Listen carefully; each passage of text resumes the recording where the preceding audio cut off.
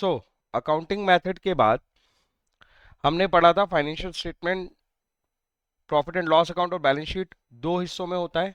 उसमें से हमने कल जो डिस्कशन किया था वो अभी सिर्फ प्रॉफिट एंड लॉस अकाउंट पे बात कर रहे हैं। तो प्रॉफिट एंड लॉस में कंपैरिजन होता है इनकम का और एक्सपेंस का। ये दोनों जब कंपेयर होते हैं तो ऑब्वियसली या तो इनकम ज्यादा होगी या एक्सपेंस ज्यादा होगी, उस पर डिपेंड करेगा प्रॉफिट आएगा या लॉस आएगा। फिर प्रॉफिट एंड लॉस अकाउंट के भी दो सेगमेंट होते हैं, एक होता है ट्रेडिंग अकाउंट, एक होता है P and L account. Trading account का पर्पस होता है ग्रॉस प्रॉफिट निकालना, पी एंड एल अकाउंट का पर्पस होता है नेट प्रॉफिट निकालना। ग्रॉस प्रॉफिट निकालने के लिए भी इनकम एक्सपेंस कंपेयर होंगे, नेट प्रॉफिट के लिए भी इनकम एक्सपेंस ही कंपेयर होंगे, कंपैरिजन उन्हीं का है। तो जब डायरेक्ट इनकम और डायरेक्ट एक्सपेंस कंपेयर करोगे तो जो प्रॉफिट निकलेगा वो ग्रॉस प्रॉफिट होगा, ऑब्वियसली एक्सपेंस ज्यादा होंगे तो ग्रॉस लॉस हो जाएगा। यहां पे indirect income versus indirect expense का कंपैरिजन होता है। क्या ये मेरी बात समझ में आ गई सबको? किसी को इस पे कुछ पूछना है इस चार्ट पे? बाकी लोग भी बोलो, इस चार्ट पे कोई कुछ पूछना चाहता है? रिद्धिम कुछ समझ में आया? अगर आया है तो थम्स अप दे दो या बोल ले।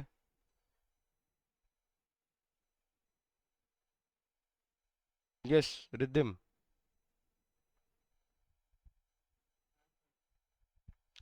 समझ में आया? फाइनेंशियल स्टेटमेंट में दो पार्ट होते हैं, profit and loss account, balance sheet. उसमें से अभी डिस्कशन केवल प्रॉफिट एंड लॉस पे है। प्रॉफिट एंड लॉस किससे निकलता है? Income expense. तो कंपैरिजन तो इनकम एक्सपेंस का ही है, पर इनकम एक्सपेंस को हमने दो भागों में बांट लिया है। एक्स जैसे इनकम या तो डायरेक्ट होगी या तो इनडायरेक्ट होगी। इनकम की डेफिनेशन पुरानी, प्रेजेंट राइट टू रिसीव, हमेशा यही डेफिनेशन है, ये बहुत काम आने वाली है आगे क्वेश्चन करने में। तो प्रेजेंट राइट टू रिसीव मेरी इनकम होती है, वो डायरेक्ट भी हो सकती है इनडायरेक्ट भी हो सकती है। जो इसका बेसिस है वो है बिजनेस ऑपरेशन। तो अगर आपकी इनकम बिजनेस ऑपरेशन से रिलेटेड है, एग्जांपल के लिए एज अ टीचर मेरा बिजनेस ऑपरेशन है पढ़ाना, तो उससे रिलेटेड इनकम क्या होगी? फीस। किसी मैन्युफैक्चरर या ट्रेडर के लिए इनकम क्या होगी बिजनेस ऑपरेशन से रिलेटेड? सेल्स। किसी ब्रोकर के लिए बिजनेस ऑपरेशन क्या है? चीजों को बाय सेल करवाना, और उसके लिए वो क्या रिसीव करता है? कमीशन। तो उसकी इनकम क्या होगी? कमीशन। तो वो बिजनेस टू बिजनेस डिपेंड करती है कि डायरेक्ट इनकम क्या होगी। मैंने कल भी बोला था 90 टू 95% क्वेश्चंस में तुम्हें डायरेक्ट इनकम एक ही मिलेगी, इवन 99% क्वेश्चंस में वो होगी सेल्स। इनडायरेक्ट इनकम जो डायरेक्ट नहीं है वो सब इनडायरेक्ट है, मतलब जो बिजनेस ऑपरेशन से कनेक्टेड नहीं है वो क्या है? Indirect income. इनडायरेक्ट इनकम के एग्जांपल थे discount received, interest received, commission received, dividend received. ये सब रिसीव हो रहे हैं पर इनके लिए बिजनेस ऑपरेशन नहीं किया जा रहा है, तो ये सब क्या कहलाएंगी? Indirect income.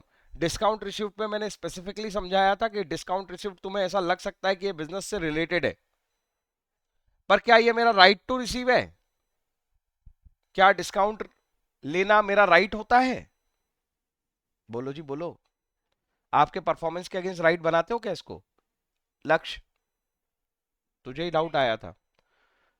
बस यही रीजन है कि डिस्काउंट रिसीव्ड को हम डायरेक्ट इनकम नहीं बोलते, क्योंकि वो मेरा राइट टू रिसीव नहीं था। बिजनेस ऑपरेशन अकेला वर्ड इंपॉर्टेंट नहीं है, ये राइट टू रिसीव तो बेसिक है ना भाई, इसको मत छोड़ देना। आगे चलो। लक्ष्य ने कोई जवाब नहीं दिया, याद आ गया लक्ष्य? एक्सपेंस की बात करो। एक्सपेंस को डायरेक्ट इनडायरेक्ट हमने किस ग्राउंड पे बांटा था? तुमने अभी जवाब दिया, सही जवाब दिया था, प्रोडक्शन और नॉन प्रोडक्शन। तो जब हम कोई बिजनेस करते हैं तो या तो हम उसमें प्रोडक्शन कर रहे हैं या सेलिंग एडमिनिस्ट्रेशन कर रहे हैं। तो वो सारे एक्सपेंस जो प्रोडक्शन से रिलेटेड है वो डायरेक्ट एक्सपेंस है, जो सेलिंग एडमिन से रिलेटेड है वो इनडायरेक्ट एक्सपेंस है।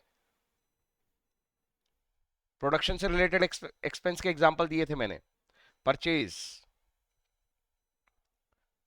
फ्रेट, इनवर्ड,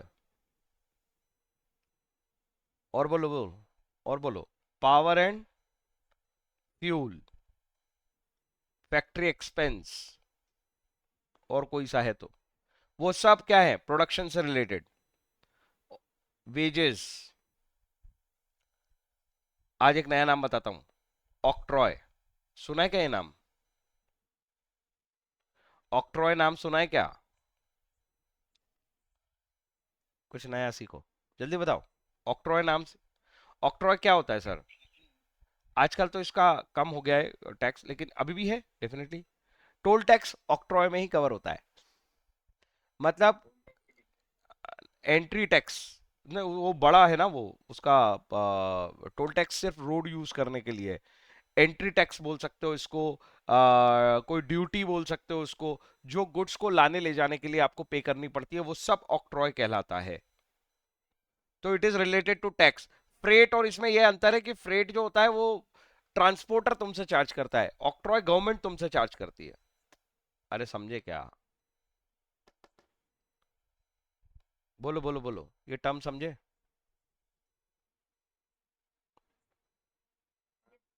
हम्म।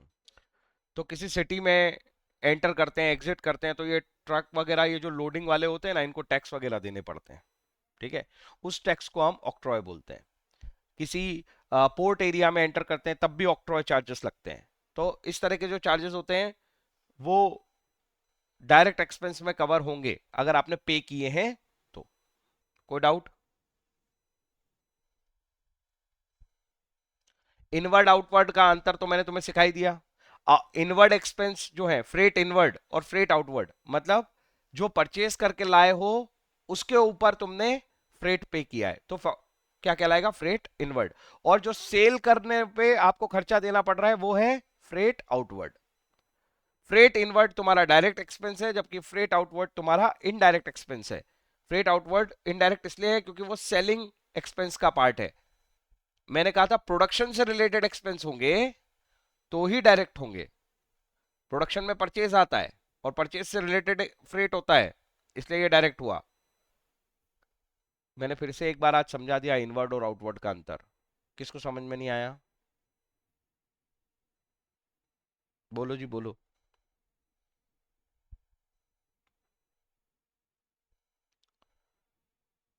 अरे बोलो ना यार।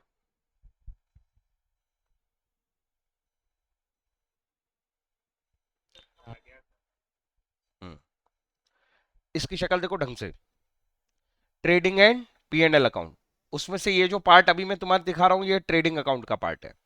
इसमें मैंने कल बोला था कि आज का जो मेजर टॉपिक है जो हमें सीखना है वो है ये ओपनिंग स्टॉक क्लोजिंग स्टॉक कहां से कहानी है, बाकी तो तुम्हें समझ में आने चाहिए। डेबिट साइड पे सारे कौन से एक्सपेंस हैं? ये डायरेक्ट एक्सपेंस है। ये सब जितने लिखे हैं ना, ये सब डायरेक्ट एक्सपेंस है। और ये तुम्हारी डायरेक्ट इनकम है, सेल्स। कोई डाउट है क्या? इनका कंपैरिजन हो रहा है और इनके कंपैरिजन में कोई एक साइड बड़ी आएगी। अगर इनकम बड़ी साइड आएगी तो प्रॉफिट मिलेगा, और अगर एक्सपेंस बड़ा हो जाएगा तो इधर बैलेंसिंग फिगर आएगा तो लॉस आएगा। एक साथ दोनों नहीं आएंगे, इसलिए मैंने स्टार लगा रखे हैं। किसी को कुछ पूछना है?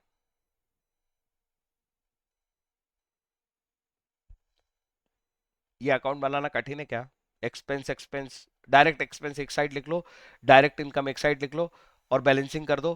पता चल जाएगा एक्सपेंस ज्यादा है, इनकम ज्यादा है, उस पर डिपेंड करेगा प्रॉफिट मिलेगा या लॉस। बैलेंसिंग फिगर प्रॉफिट या लॉस कहलाएगा। बताओ, बना सकते हो इसको? हाँ या ना? एक इंपॉर्टेंट ज्ञान की बात आने वाली है। चलो, वो जो कल मैंने तुम्हें कहा था कि मैं आज सिखाऊंगा उसकी बारी आ गई। पीएनएल पे मैं थोड़ी देर में आता हूँ। हम्म। ओपनिंग स्टॉक को मैं शॉर्ट में ओएस लिख रहा हूं। Opening stock plus purchase plus direct expense.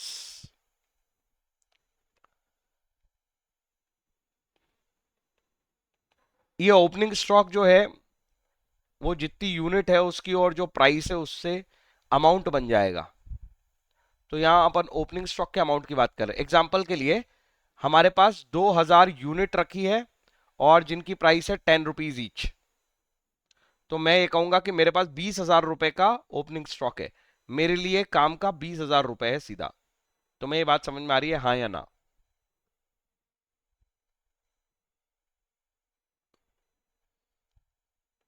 अरे बोलो ना। परचेज भी वैल्यू में होगी। सपोज 2 लाख रुपए की परचेज है, 20 लाख रुपए का ओपनिंग स्टॉक है, और हम डायरेक्ट एक्सपेंस लगा चुके हैं 50,000 के। इसका क्या मतलब हुआ? इसका मतलब हुआ 2 लाख रुपए का खरीदा सामान, 50,000 रुपए का एक्सपेंस कर दिया, 2.5 लाख और 20,000, टोटल मिला के हो गया 2,70,000। इस 2,70,000 को मैं एक नाम देना सिखा रहा हूं तुम्हें। इसको बोलते हैं सीओजीएस। सीओजीएस का मतलब होता है cost of goods sold. COGS, cost of goods sold. नाम रटने की जरूरत नहीं है, नाम बता रहा है। तुम ये तीनों वर्ड पढ़ो, और इसको मैं बोल रहा हूं कि ये कॉस्ट ऑफ गुड्स सोल्ड हैं। हाँ या ना?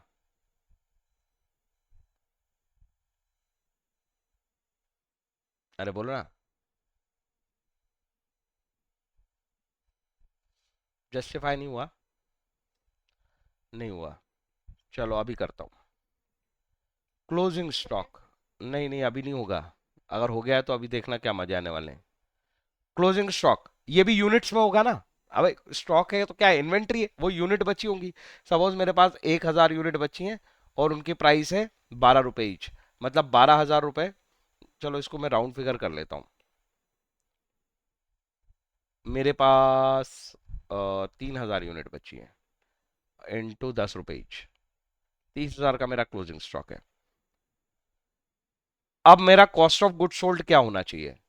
तुम पहले जनरल नॉलेज और कॉमन सेंस सीख जाओ, तुम्हें कभी फॉर्मूला याद नहीं रखना पड़ेगा। बताओ, कॉस्ट ऑफ गुड सोल्ड कितना बोलोगे अगर मैंने तुम्हें ये इंफॉर्मेशन भी दे दी तो? जो गुड्स बिका है उसकी कॉस्ट क्या होगी? उस वर्ड को ऐसे समझो, जो गुड्स बिका है, गुड्स सोल्ड, उसकी कॉस्ट क्या है?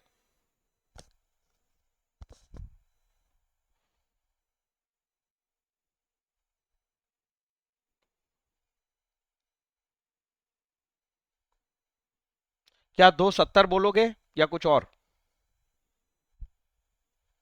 जो गुड्स बिका है उसकी कॉस्ट 270 बोलोगे या कुछ और?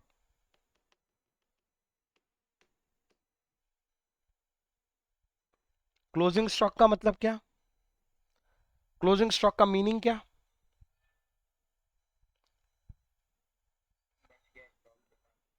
Goods remain unsold on year and. और ओपनिंग स्टॉक का मतलब क्या? Goods at the beginning. तो ये वो गुड्स है, ये 30,000 रुपए का गुड्स अनसोल्ड बच गया। तो यहां मैं बोल रहा हूं कॉस्ट निकालो केवल उतने गुड्स की जो बिका है। कॉस्ट निकालो केवल उतने गुड्स की जो बिका है तुम्हारी पॉकेट से। ये 20,000 तो पिछले साल ही चले गए होंगे, तो ओपनिंग था कि 20,000 का तो माल अपने पास पड़ा है। 2 लाख का गुड्स हमने और खरीदा, टोटल मिला के 2,20,000 खर्च हो गए। 50,000 रुपए डायरेक्ट एक्सपेंस के नाम पे खर्च कर दिए। भाई बिकेगा तो तब जब प्रोडक्शन होगा, फिनिश गुड्स बेचते हो ना। ये तो रॉ मटेरियल खरीदा होगा। अरे बोलो ना हाँ या ना। ये परचेज तो रॉ मटेरियल का किया होगा। ओपनिंग स्टॉक तो तुम्हारा एफजी का भी हो सकता है, फिनिश गुड्स का, पिछले साल ही बना लिया था उसको। कुछ समझ आ रहा है क्या? या थोड़े एग्जाम्पल में जाऊं नहीं तो मैं। देखो, 20,000 का गुड्स तुम्हारे पास पड़ा था, 2 लाख का तुमने और खर्चा किया, रॉ मटेरियल खरीद के लाए, एक्सपेंस किए उसको प्रोडक्शन करने के लिए, 2.5 लाख का खर्चा हो गया, और ये 20,000, 2,70,000 का खर्चा हो गया। ये तो कोई समझने की बात ही नहीं है। अगर तुम्हारे पास, मैं कहता हूं तुमने सेल कर दिया, तुमने सेल कर दिया 5 लाख रुपए का, ठीक है, 5 लाख रुपए का सेल कर दिया, प्रॉफिट कैसे निकलेगा? सेल में से क्या माइनस करेंगे? तुम बताओ। प्रॉफिट निकालने के लिए, प्रॉफिट निकालने के लिए सेल में से किसको माइनस करोगे? कॉस्ट को माइनस करते हो कि और कुछ माइनस कर देते हो? ये तो बचपन से पढ़ा ना। प्रॉफिट में, प्रॉफिट निकालने के लिए क्या करते हो? Sale price minus cost price, या sale value minus cost value. हाँ या ना? तो ये कॉस्ट कैसे निकालूं मैं? भाई मैं कंपैरिजन, जैसे मेरे पास सपोज शुरुआत में 2000 यूनिट थी, ओपनिंग ओपनिंग यूनिट थी, 20,000 यूनिट मैंने बना ली, 20,000 यूनिट का कर लिया मैंने प्रोडक्शन, और मैं अगर कहूं कि 3,000 यूनिट मेरी रह गई अनसोल्ड, तो मुझे बताओ कितनी यूनिट बेची तुमने, कितनी यूनिट बेची? 19,000। मैंने प्लस माइनस नहीं सिखाया, मैंने फॉर्मूला नहीं सिखाया, कॉमन सेंस से तुम जवाब दे रहे हो 19,000। किसी का कोई और जवाब है क्या कि 19,000 का सेल्स होगा सर? तुमने क्या किया, ओपनिंग में प्रोडक्शन को ऐड किया और अनसोल्ड को माइनस कर दिया, बोलो हाँ या ना। मैं इसमें कह रहा हूं इनकी तीनों की प्राइस मल्टीप्लाई कर दोगे तो वैल्यू नहीं बन जाएगी ये? यही काम तुम वैल्यू पे करोगे, हाँ या ना? अरे ये यूनिट्स है, मैं कह रहा हूं वैल्यू पे बात कर लो, प्राइस इनटू क्वांटिटी करने से वैल्यू आ जाती है ना। हमको तो रुपीस में बात करनी है, हमको यूनिट्स में बात थोड़ी करनी है, तो क्वांटिटी में प्राइस मल्टीप्लाई कर लो। मैं इसी इसी इक्वेशन को ऐसे लिख दूं, opening stock value plus production value minus closing stock value, यही तो होगा तुम्हारा सेल्स वैल्यू, हाँ या ना? बोलो जी बोलो। ये सेल्स वैल्यू नाम रखना चाहिए इसका, या कॉस्ट ऑफ सेल्स नाम रखना चाहिए?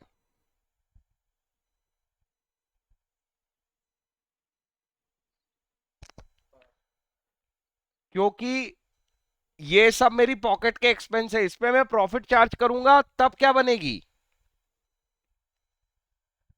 तब बनेगी ना सर सेल्स। अरे बोलो हाँ या ना। 19,000 यूनिट पे तुमने जितना खर्चा किया वो कॉस्ट ऑफ सेल्स है कि सेल्स है? सेल्स वैल्यू तो मार्केट में जिस प्राइस पे हम बेचते हैं वो है ना, सेल प्राइस इंटू क्वांटिटी। ये हमारी कॉस्ट इंटू क्वांटिटी बन जाएगी ना पूरी। इस पे हम प्रॉफिट एलिमेंट चार्ज करेंगे तब बनाएंगे ना इसको सेल्स। क्या तुम्हें ये दो बातें समझ में आ रही है? नहीं, कठिन हो गया?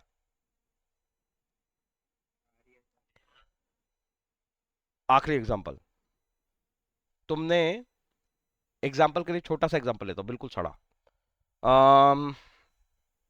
टीवी बेचते हो तुम, ट्रेडर हो टीवी के, ठीक है? टीवी तुमने खरीदा, ओपनिंग स्टॉक, यहां पे कोई प्रोडक्शन प्रोडक्शन नहीं तो बहुत ही आसान हो जाएगा। तुमने टीवी खरीदे पिछले साल, उसमें से बच गए थे, तो जब ये वाला साल चालू हुआ तुम्हारे पास ऑलरेडी 2 लाख रुपए के टीवी थे। तुम्हारा शोरूम मेंटेन करने के लिए वगैरह वगैरह कुछ डायरेक्ट एक्सपेंस होते हैं, तुम्हारे एग्जाम्पल के लिए डायरेक्ट एक्सपेंस होते हैं पूरे साल के 1 लाख रुपए। उन डायरेक्ट एक्सपेंस में से closing stock, closing stock value अभी भी तुम्हारे पास 50,000 के टीवी पेंडिंग है, मतलब वो बिके ही नहीं। तुम्हारे टोटल सेल जो भी हो, तुम्हारा टोटल सेल सपोज मैं कह देता हूं कि 15 लाख है।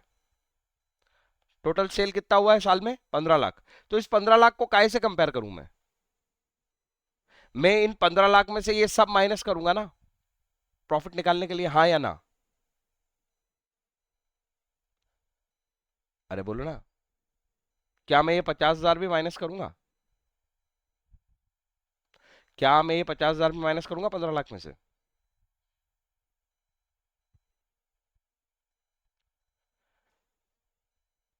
बात समझ नहीं आ रही? मेरा सेल मेरा सेल 22,000 यूनिट है या 19,000 यूनिट है? मेरे पास 2,000 यूनिट रखी थी, 20,000 मैंने खरीदी। मेरा सेल 22,000 यूनिट है या 19,000 यूनिट है?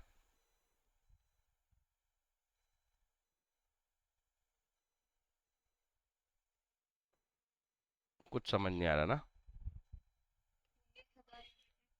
हाँ तो बोल क्यों नहीं रहे हो? 19,000 यूनिट है, 3,000 तो बच गया, वो अगले साल कंटिन्यू करेगा। तो जब मेरी 19,000 यूनिट सेल हुई है, तो सेल वैल्यू 19,000 की है, तो मेरी कॉस्ट भी मेरे को 19,000 की लेनी चाहिए या 22,000 की लेनी चाहिए? इतना सा सवाल है, बस इस पे खत्म हो जाएगी बात। अगर मैंने 19,000 यूनिट सेल करी है तो कॉस्ट 19,000 यूनिट की होनी चाहिए या 22,000 यूनिट की होनी चाहिए? 19,000 यूनिट, हाँ। तो अब मैं ये बस, ये जो पूरी कहानी है ना, ओपनिंग स्टॉक यहां क्यों आया और क्लोजिंग स्टॉक यहां क्यों आया, ये 19,000 और 22,000 की कहानी है। मेरी बात सुनना, तुमने पूरा ओपनिंग स्टॉक ले लिया, साल भर में जितना परचेस किया सारा परचेस ले लिया, सारी वेजेस ले ली, सारा पावर फ्यूल ले लिया, और जितना प्रोडक्शन था यहाँ पे पूरा टोटल प्रोडक्शन हो गया इस साइड पे, टोटल प्रोडक्शन कॉस्ट आ गई, हाँ या ना? सपोज ये टोटल प्रोडक्शन कॉस्ट आ गई 22,000 यूनिट की, पर तुमने सेल तो केवल कितनी की है? 19,000 यूनिट की है। तो मुझे इस 22,000 में से 3,000 यूनिट माइनस करनी चाहिए ना, ये जो क्लोजिंग स्टॉक की यूनिट है इसको माइनस करना है, हाँ या ना?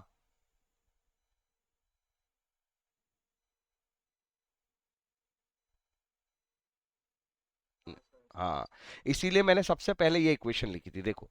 ओपनिंग स्टॉक की वैल्यू, परचेज की वैल्यू, डायरेक्ट एक्सपेंस की वैल्यू, ये सब टोटल प्रोडक्शन बना देते हैं। ये क्या क्या निकाल देते हैं? Total production cost.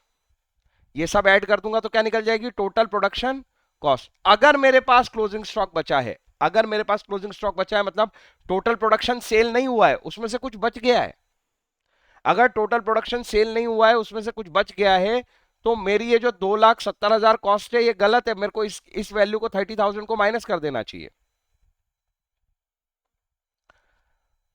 CO G S का formula, opening stock plus purchase plus direct expense minus closing stock.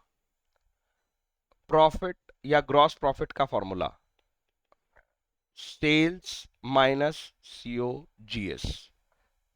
किस किस को ये दोनों कंक्लूजन अभी समझ नहीं आए हैं, आराम से बता दो। देखो यहाँ पे ये सीखना इसलिए जरूरी है क्योंकि ये बेस नहीं बनाएंगे तो आगे जाके दिक्कत होगी। तो मैं अभी सिखाने के लिए और टाइम दे सकता हूँ, इसमें कोई दिक्कत नहीं है, और तुम भी ले लो। बोलो, क्या ये दोनों रिलेशन तुम्हें क्लियर हैं कि ऐसा क्यों हुआ? ये क्लोजिंग स्टॉक इसलिए माइनस हुआ ताकि ये कंपेरेबल हो पाए। सेल्स अगर 19,000 यूनिट की है तो सीओजीएस भी 19,000 यूनिट की ही होनी चाहिए, मतलब इनकी वैल्यू की होनी चाहिए। ये सीओजीएस 22,000 यूनिट की नहीं ले सकते थे हम। ओपनिंग स्टॉक 2,000 यूनिट पे था, प्रोडक्शन 20,000 यूनिट का हो गया, ये 22 हो गए थे, तो हमने 3,000 यहाँ पे माइनस कर लिए जो हमारा बिका नहीं है। तो सीओजीएस के लिए वो क्लोजिंग स्टॉक माइनस करना पड़ता है, ओपनिंग ऐड करना पड़ता है। अकाउंट्स में लिखेंगे तो ये भी डेबिट कर दिया, ये भी डेबिट कर दिया, ये भी डेबिट कर दिया, और इसको क्रेडिट कर दिया। माइनस करना था तो अपोजिट साइन यूज किया। तो मैथ्स तो है नहीं, अकाउंट्स है, तो माइनस साइन तो यूज होगा नहीं, क्रेडिट होगा यूज। इसलिए ट्रेडिंग अकाउंट में ओपनिंग स्टॉक डेबिट साइड पे दिखता है और क्लोजिंग स्टॉक क्रेडिट साइड पे दिखता है। क्यों दिखता है? वन वर्ड में लॉजिक क्या बोलते हैं हम? सेल्स की जितनी यूनिट है, सेल्स के इक्विवेलेंट बनाने के लिए हमने ओपनिंग स्टॉक को ऐड किया है, क्लोजिंग स्टॉक को माइनस किया है। क्या तुम्हें ये बात समझ में आई? ताकि सेल्स को सीओजीएस से कंपेयर किया जा सके। टोटल प्रोडक्शन से सेल्स कंपेयर नहीं होती। Sales minus cost of goods sold, मतलब जो गुड्स बिका है उसी की कॉस्ट माइनस करो, टोटल प्रोडक्शन की कॉस्ट माइनस मत करो। जो गुड्स बिका है उसी की कॉस्ट माइनस करो, टोटल प्रोडक्शन की कॉस्ट माइनस मत करो, तभी जीपी निकलेगा। तो सेल्स माइनस सीओजीएस, ना कि टोटल प्रोडक्शन कॉस्ट। अगर हम ओपनिंग स्टॉक और क्लोजिंग स्टॉक का एडजस्टमेंट नहीं करते ना, तो टोटल प्रोडक्शन कॉस्ट पे बात कर रहे होते, वो तो गलत बात है। जब पूरी सेल्स, सारी यूनिट सेल हुई नहीं है तो हम सारी प्रोडक्शन कॉस्ट कैसे माइनस कर दे? जितनी यूनिट सेल हुई है उन यूनिट्स को बनाने में जो कॉस्ट लगी है, कॉस्ट लगी है उन्हीं को बनाने में, कॉस्ट ऑफ गुड सोल्ड उतनी ही माइनस होनी चाहिए। क्या मैं तुम्हें समझा पाया कहानी को? लक्ष्य पहले ही समझ में आ गया था, वेरी गुड। आर्यन, रिद्धिम, ठीक है। तो फॉर्मूले जैसे रटने की जरूरत नहीं है, कंक्लूजन अगर समझ में आ गया तो ये तो बार बार यूज करते रहोगे, वो हैबिट हो जाएगी। आगे चलो। बस यही मेन कहानी थी जो मैंने कहा था कि आज के लेक्चर की है। मेरे को क्वेश्चन वो भेज दो जरा फोटो, और अपन एग्जाम्पल समझना शुरू करते हैं। आ जाओ फटाफट, भेजो।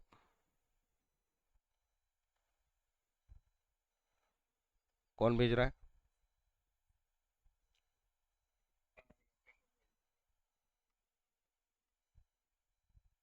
रिकॉर्डिंग चल रही है कि नहीं चल रही है? यस, चल रही है। हम्म।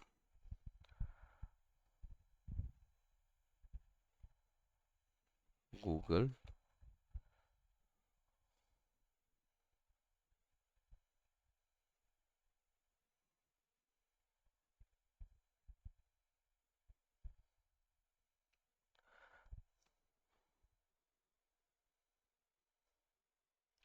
कौन कौन से रिलेशन तुम्हें समझ में आए हैं अभी अभी?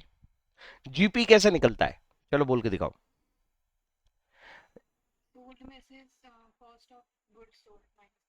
हाँ, sales value minus C O G S value. Value value बोलने का मतलब समझ में आ रहा है? वो प्राइस इंटू क्वांटिटी होके जो फाइनली रुपीस बने हैं वो है। Correct. Value, price into quantity equals to value. सारी बातें हम वैल्यू में करते हैं, रुपीस में करते हैं।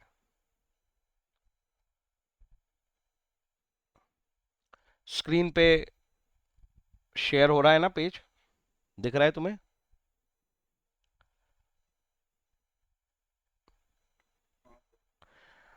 State with reason whether following are capital और रेवेन्यू एक्सपेंडिचर। कैपिटल एक्सपेंडिचर और रेवेन्यू एक्सपेंडिचर। कैपिटल एक्सपेंडिचर मतलब असेट, रेवेन्यू एक्सपेंडिचर मतलब प्रेजेंट ऑब्लिगेशन टू पे, मतलब एक्सपेंस। अरे ये बात समझ में आती है? कैपिटल और रेवेन्यू दोनों नेचर है बस, तो कैपिटल एक्सपेंडिचर मतलब असेट, और ऑब्लिगेशन टू पे अगर प्रेजेंट हो गई तो फिर वो हो जाएगी expense. Second hand car was purchase for 1,10,000 were spent on its overhauling. क्या लगता है तुम्हें, 1 लाख रुपए और 10,000 रुपए पे तुम्हारा क्या आंसर है? कैपिटल एक्सपेंडिचर है दोनों, या दोनों अलग अलग हैं? दोनों कैपिटल। रीजन?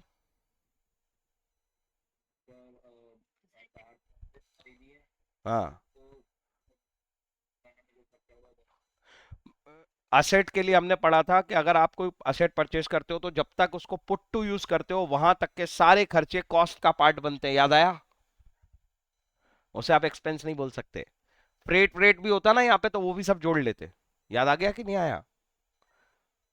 डेप्रिसिएशन वाले चैप्टर में पढ़ा था, जिसमें डेप लगाना पड़ता है तो उसमें कॉस्ट ऑफ असेट निकालनी पड़ती है।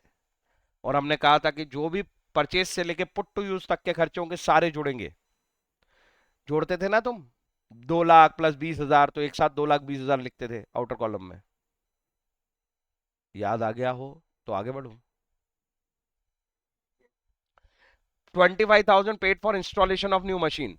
नई मशीन के इंस्टॉलेशन का खर्चा कैपिटल नेचर का होगा, मतलब ये असेट में जुड़ेगा या एक्सपेंस माने इसको? हाँ, असेट अकाउंट डेबिट करना सिखाया था, इसके लिए भी सेम रीजन जो अभी मैंने ऊपर बोला। Repairs for 5,000 necessitated by negligence, मतलब आपकी गलतियों की वजह से, आपकी गलतियों की वजह से आपने क्या किया, खर्चा करना पड़ा, रिपेयर कराना पड़ा, मतलब आपने कोई चीज खराब कर ली अपनी नेग्लिजेंस में, अब उसको आप रिपेयर करा रहे हो। क्या लगता है तुम्हें, ये कैपिटल एक्सपेंडिचर है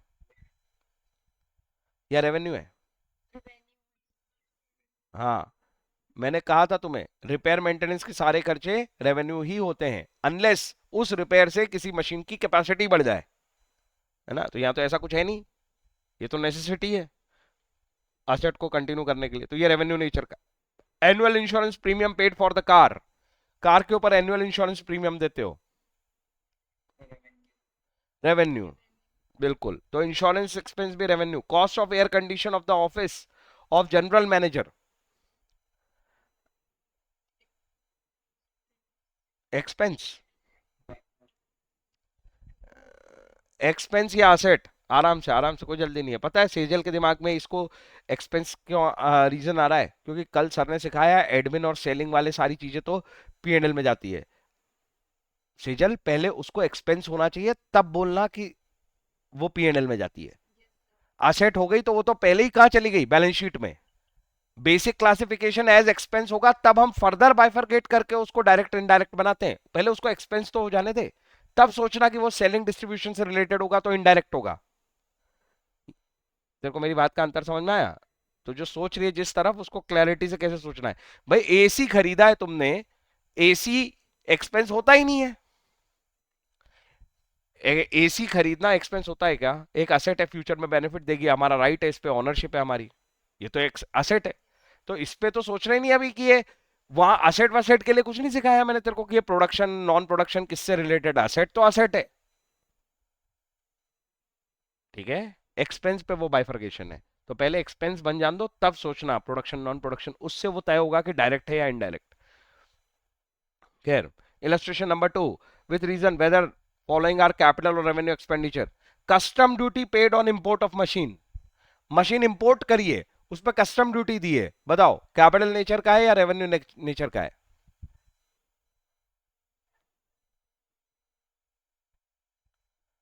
अरे बोलो जी। क्यों?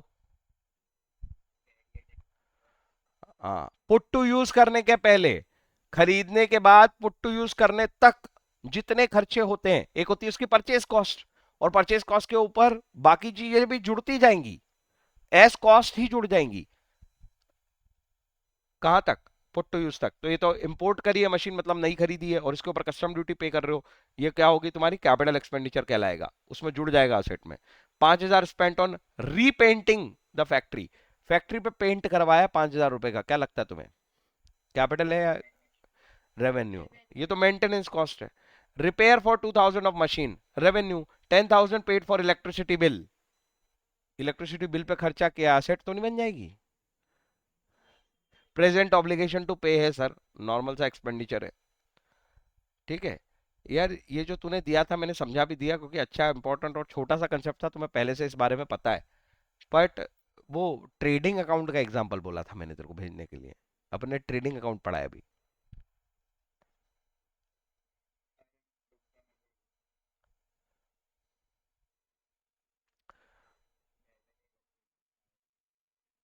ट्रेडिंग अकाउंट का एग्जांपल देखो, वो भेजो।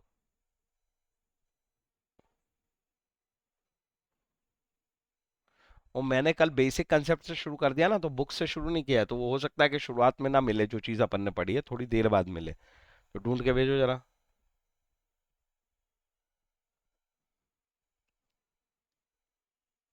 बट इस पे टिक कर लो, ये तो इजी कंसेप्ट था, तुम्हें पहले से आता है। रिद्धिम, ये कंसेप्ट में कोई दिक्कत है क्या? ये तो मैंने जर्नल एंट्री से सिखाए हुए हैं तुमको, जर्नल एंट्री के समय ही ये सब सिखाया था कि असेट आइडेंटिफाई करना सीखो, एक्सपेंस आइडेंटिफाई करना सीखो। रिद्धिम, इसमें कोई दिक्कत है क्या? हाँ, ठीक है।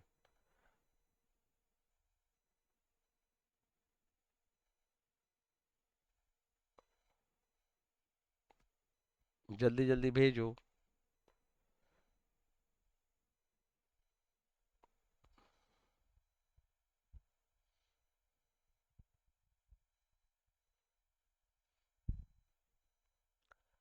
और आर्यन, मुझे वो इकोनॉमिक्स के रिटर्न टू स्केल वाले टॉपिक की फोटो भेज देना, मैं आज ही उसका लेक्चर अपलोड कर दूंगा रात तक, कल देख लेना उसको। तो उसके नोट्स बना लेना, वो कुछ में कोई दिक्कत होगी तो अपन कल के लेक्चर में उसको डिस्कस कर लेंगे। ये आड़ा टिला पेज क्यों भेजा रहे प्राणी? एक मिनट।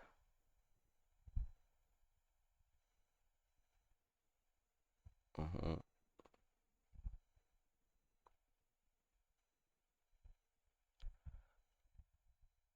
मेरे को इसको डाउनलोड करना पड़ेगा।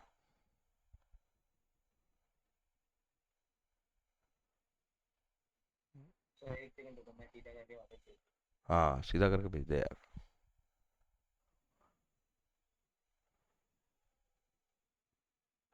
वो नहीं तो मुझे डाउनलोड करके जाना पड़ेगा आगे।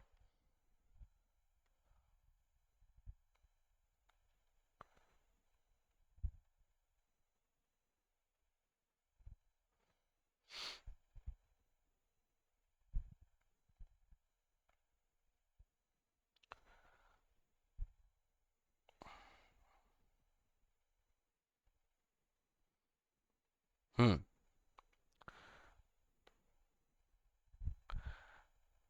सब लोग ध्यान देंगे, मेरे साथ पढ़ेंगे और मुझे समझाएंगे। क्वेश्चन बोल रहा है prepare trading account for the year ended 31 March 2022 from the following balances. Stock 1 April 2021, wages, sales, return outward, freight inward, purchase, carriage inward, return inward. Closing stock as on 31st March 2022 was valued at rupees 2 lakh. Also pass the closing entries. Trading account बनाना है और बोल रहा है closing entries भी पास करके बता दो। क्लोजिंग एंट्रीज का मतलब है वो जर्नल एंट्री पूछ रहा है, ठीक है। इसको छोड़ो अभी, पार्ट को ये कर लेंगे, बहुत इजी होता है, उसमें कुछ है नहीं, पर वो अननेसेसरी में उस पर बर्डन नहीं डालना चाहता। हाँ, मुझे ये बताओ, स्टॉक ऑन 1 अप्रैल 2021, और ये जो लिख रहा है आखिरी में, वहां पे तो साफ लिख ही दिया उसने 31 मार्च 2022। अगर वो क्लोजिंग वर्ड ना भी लिखता तो भी क्या तुम्हें समझ में आ रहा है ओपनिंग स्टॉक क्या है और क्लोजिंग स्टॉक क्या है? और इसको रटने की बजाय अंडरस्टैंडिंग लेवल पे लो। 1 अप्रैल 2021 को मतलब 1 लाख रुपए का स्टॉक मेरे पास था, यूनिट्स में छोड़ो, वैल्यू में बात कर रहे हैं बस। 1 लाख रुपए का स्टॉक अपने पास पहले दिन ही था। वेजेस पे खर्चा हुआ, सेल्स हुई मतलब इनकम हुई। अब ये दो वर्ड के बारे में जरा बताना तो, रिटर्न इनवर्ड और रिटर्न आउटवर्ड, इसके बारे में क्या थॉट्स है तुम्हारे?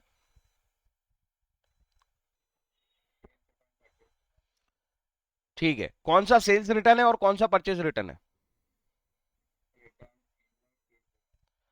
रिटर्न इनवर्ड सेल्स रिटर्न है। बाकी लोगों का क्या कहना है?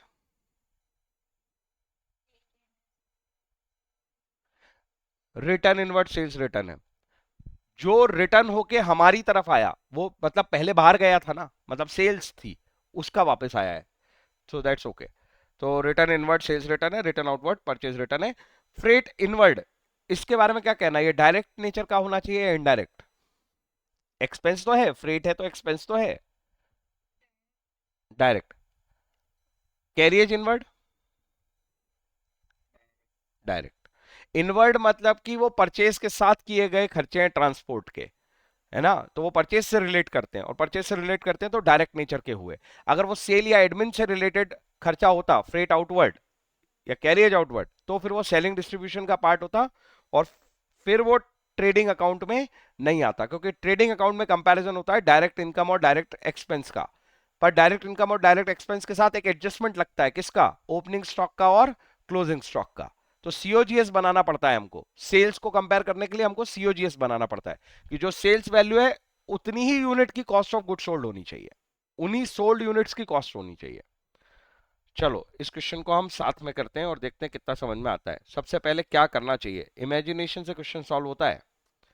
सबसे पहले हेडिंग लिखनी चाहिए, चलो कोशिश करो सब लोग, क्या हेडिंग लिखोगे? ट्रेडिंग अकाउंट, वो कंपनी का नाम अगर कुछ लिखना है तो वो आ जाएगा, फॉर द ईयर एंडेड, और जो भी ईयर एंडेड है, शायद इस क्वेश्चन में 2022 था जो मेरे पास था। आगे चलो, क्या करेंगे, कितने कॉलम बनाने, क्या डेट का कॉलम बनाना है? वो तो हमने ऊपर लिख ही दिया ना सर, ईयर एंडेड 31 मार्च के हिसाब से चल रहा है ये, और सब बैलेंसेस टोटल है अपने पास। ये जो परचेज है किसी एक डेट का थोड़ी है, ये तो पूरे साल का टोटल परचेज है। जो परचेज रिटर्न है वो भी एक डेट का थोड़ी है, वो पूरे साल का परचेज रिटर्न है। तो सिर्फ पर्टिकुलर रुपीस, पर्टिकुलर रुपीस, सारे अमाउंट कलेक्टिव होके लिखे हुए हैं ये साल भर के। वो बैलेंस कैरिड डाउन जब लेजर से निकाला होगा वहीं निकल गए थे, फिर वो हम यहां लेके आने वाले। डेबिट साइड पे एक्सपेंस आएंगे कि इनकम? ट्रेडिंग अकाउंट कंपैरिजन है इनकम एक्सपेंस का, एक्सपेंस आएंगे, करेक्ट। और क्रेडिट साइड पे क्या आएगी? इनकम। चलो, हाँ, पर ओपनिंग स्टॉक क्लोजिंग स्टॉक का एडजस्टमेंट भी करना है। तो डेबिट साइड पे हमेशा सबसे पहले लिखा करो ओपनिंग स्टॉक, अगर क्वेश्चन में दिया है तो ओपनिंग स्टॉक कितने का दे रखा है उसने? 1 लाख रुपए का, हाँ या ना? ठीक है, आगे चलो, आगे चलो। अब क्या लिखना चाहिए? एक्सपेंस, एक्सपेंस सारे लिख दो, जो मिले वो लिख दो, इनकम लिखो, मिले तो इनकम बताओ किस तरफ आएगी, हाँ, तुम्हें ही बोलना है। बन जाएगा तुमसे ही। हाँ, डेबिट साइड पे सबको रेफरेंस देते हैं हम 2, तो ये हो जाएगा 2 परचेज। अलर्ट पे रहना। यहीं पे मैं परचेज रिटर्न माइनस कर दूंगा। क्वेश्चन हमने पढ़ लिया परचेज रिटर्न है, और परचेज रिटर्न वर्ड लिखने के बजाय तुम वो भी लिख सकते हो जो वो लोग नाम लिखते हैं, रिटर्न आउटवर्ड।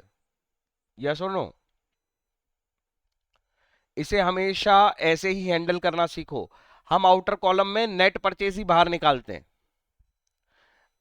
तुम्हें समझ रहा है ऐसा क्यों कर रहा हूं मैं, और ये माइनस साइन क्यों लगा रहा हूं? जर्नल एंट्री याद है रिटर्न इनवर्ड की? बोल के दिखाओ जरा।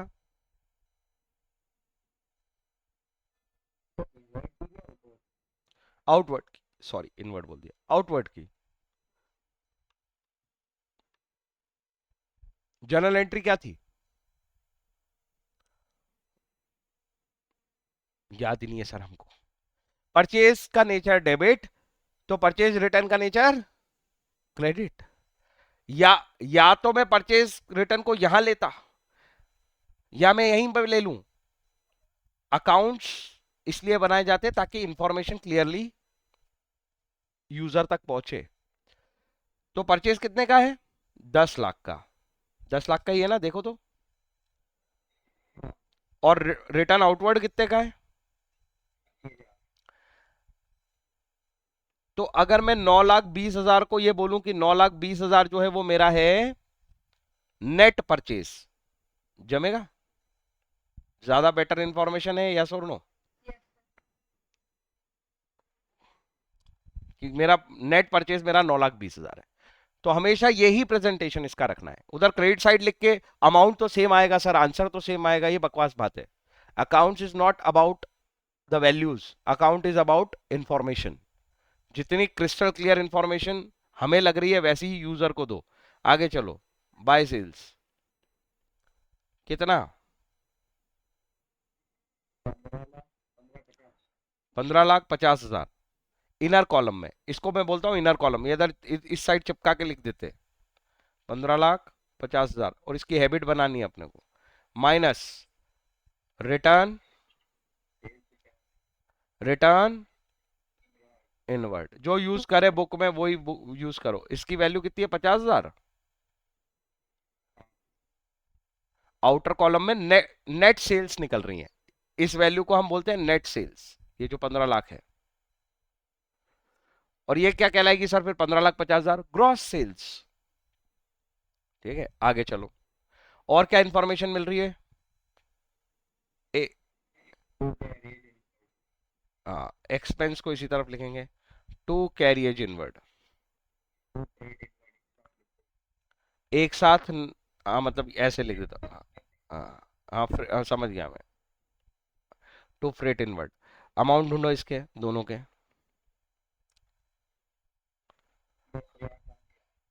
कैरियज इनवर्ड का 10,000, फ्रेट इनवर्ड का 5,000। आगे चलो। और क्या इंफॉर्मेशन है? Wages, to wages 50,000। और क्या इंफॉर्मेशन है?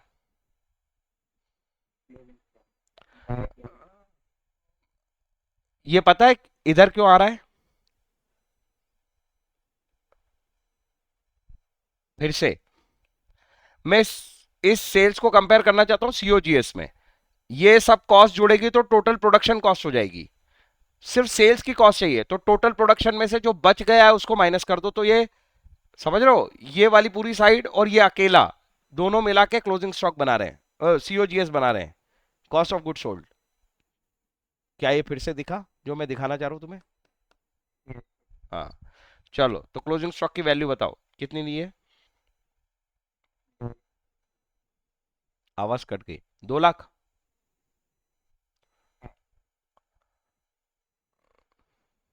और कोई इंफॉर्मेशन? तो इसको करो बैलेंस। जो बैलेंस होगा वो बताएगा कौन सी साइड हैवी है और प्रॉफिट हुआ है या लॉस हुआ है। एक सेकंड, मैं पूरा अभी दिखाता हूं तुमको स्क्रीन पे ही। चलो ठीक है। पहले देखो क्रेडिट साइड पे कितने दिख रहे हैं, 17 लाख रुपए दिख रहे हैं, 15 और 2। यहाँ पे 10 छोटा है, ऐसे ही दिख गया ना एग्जाम में। हाँ छोटा ही है, मतलब समझ में आ गया ना। तो हम पहले कौन सी साइड पे लिख लेते हैं, जब कोई साइड हमें बड़ी दिखी जाती है तो हम कौन सी साइड पे फिगर लिख लेते हैं, जो सबसे बड़ी है। 15 और 2 17 लाख, यहाँ लिख लूंगा मैं। टेक्निक समझना, यहाँ भी कितना लिख लूंगा, 17 लाख। अब ये 17 लाख तो है नहीं सर, हाँ बैलेंसिंग फिगर निकलेगा। 17 लाख में से माइनस करना चालू करो। मैं इसको ऐसे ही करता हूँ। 17 में से 10 गए, 7। सॉरी, 17 में से एक गया, 16। अरे बोलो ना हाँ या ना। अरे एक है, एक है, 5 जीरो लगे ना। 17 में से एक गया, 16। 16 में से 9 गए। अरे 16 में से 9 गए, 7। 7 लाख बचे। हाँ 7 लाख बचे। 7 लाख के बाद 50,000 और चले गए, 650। 650 में से 20 और चले गए, 630 में से 10 और चले गए, 620 में से 5 चले गए। 6,15,000 रुपए का प्रॉफिट आना चाहिए, ग्रॉस प्रॉफिट। अरे क्रेडिट साइड हैवी थी, इनकम साइड हैवी थी, प्रॉफिट हुआ। Are you getting my point? तो ये हो गया आंसर। ये इस तरीके से होता है। क्लोजिंग एंट्री बहुत ही छोटी सी चीज है, बट मैं आज नहीं दे रहा उसका फीड, कल समझाऊंगा तुम्हें, एक बार में समझ में आ जाएगी। बट आज जो समझाया है उस पर ध्यान देना। मैंने तुम्हें आज मेजरली बस एक ही कंसेप्ट सिखाया है कि सेल्स में से, सेल्स वैल्यू में से उसी सेल्स की कॉस्ट माइनस होनी चाहिए, टोटल प्रोडक्शन कॉस्ट माइनस नहीं करनी चाहिए। ये वही वाली बात हो जाएगी, एक व्यक्ति को जमीन पे खड़ा करो, एक को कुर्सी पे खड़ा करो, फिर पूछो कि लंबा कौन है, ऐसे थोड़ी चलता है। बेस सेम होना चाहिए ना। जितनी यूनिट सोल्ड हुई है उसकी अगर वैल्यू ले रहे हो, तो सेल्स वैल्यू और कॉस्ट दोनों उस यूनिट सोल्ड की ही होनी चाहिए, प्रोडक्शन की नहीं होनी चाहिए। इस एडजस्टमेंट के लिए हम ओपनिंग स्टॉक और क्लोजिंग स्टॉक को यहां पे लाते हैं। कल मैंने कहा था इन दोनों को यहां क्यों लाते हैं, उसका रीजन समझाऊंगा। क्या मेरी बात सबको समझ में आ गई? फॉर्मूला रटने जैसा नहीं होता। Opening stock plus purchase plus direct expense minus closing stock, इससे क्या बन जाता है, सीओजीएस। और सीओजीएस को सेल्स से माइनस कर रहे हैं बस। ये पूरे मतलब पूरे अकाउंट का सार यही है। और ये डायरेक्ट डायरेक्ट कंपेयर हुए हैं, इसलिए अभी इनडायरेक्ट एक्सपेंस सारे बाकी हैं। इसलिए इस प्रॉफिट को हम नेट प्रॉफिट या फाइनल प्रॉफिट नहीं बोल सकते, ये हमारा ग्रॉस है। नेट मतलब होता है फाइनल। और ये एक चीज समझा दी मैंने कि अगर परचेज और परचेज रिटर्न दोनों डेटा दिए हैं तो इनर कॉलम में मेंटेन करो और आउटर कॉलम में सीधा नेट परचेज निकालो। और सेल्स के साथ भी यही, ग्रॉस सेल्स और सेल्स रिटर्न के साथ भी यही करो कि नेट सेल्स बाहर निकालो, फाइनल सेल्स इनर कॉलम में इसको प्रेजेंट करके। क्या ट्रेडिंग अकाउंट बहुत कठिन काम है? बोलो। अ- लक्ष्य अब तो समझ में आ रहा है तेरे को प्रॉपर कि कहानी कहाँ चल रही है?